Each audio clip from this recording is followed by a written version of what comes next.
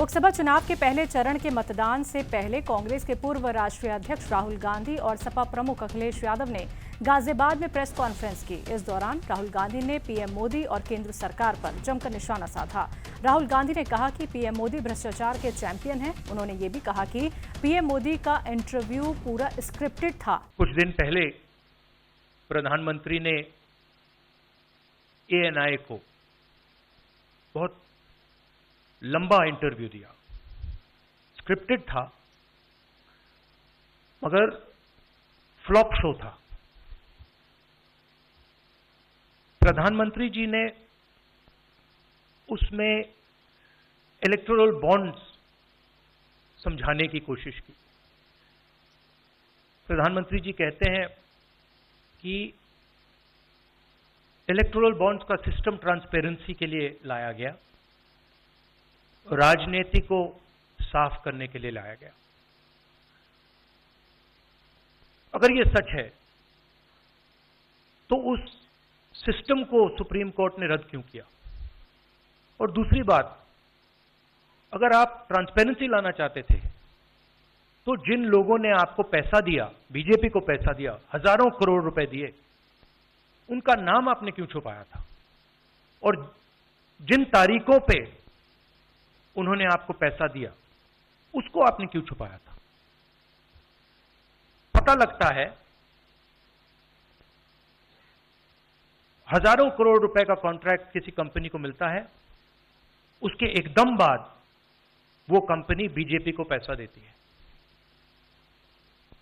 CBI की inquiry होती है, ईडी की इंक्वायरी होती है, किसी कंपनी पर शुरू होती है, उसके 10-15 दिन बाद कंपनी करोड़ों रुपए बीजेपी को देती है और फिर सीबीआई की इंक्वायरी, ईडी की इंक्वायरी बंद हो जाती है।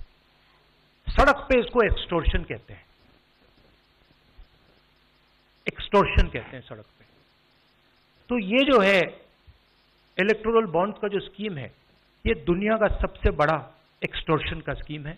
हिंदुस्तान के सारे बिजनेसमैन इस बात को समझते हैं, जानते हैं, और प्रधानमंत्री जितनी भी सफाई देना चाहें कोई फर्क नहीं पड़ने वाला है, क्योंकि पूरा देश जानता है कि प्रधानमंत्री भ्रष्टाचार के चैंपियन हैं।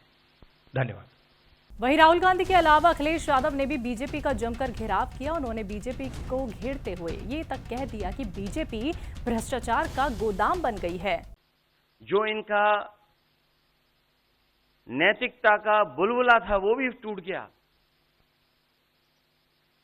इलेक्टोरल बॉन्ड ने इनका बैंड बजा दिया। भारतीय जनता पार्टी सभी भ्रष्टाचारियों का गोदाम बन गई। न केवल भ्रष्टाचारियों को ले रहे हैं, बल्कि भ्रष्टाचारियों ने जो कमाया है उसको भी अपने साथ रख रहे हैं। जहां उत्तर प्रदेश देश का सबसे बड़ा प्रदेश है, डबल इंजन की सरकार में जो दावा करते रहे डबल इंजन, उनकी होर्डिंग देखिए आप कि अब डबल वहां पर नहीं दिखाई देते हैं, अकेले दिखाई दे रहे हैं। इनके प्रत्याशी होर्डिंग से गायब हैं और चुनाव के बाद होर्डिंग पे जो अकेले हैं वो भी गायब हो जाएंगे। Subscribe now and press the bell icon.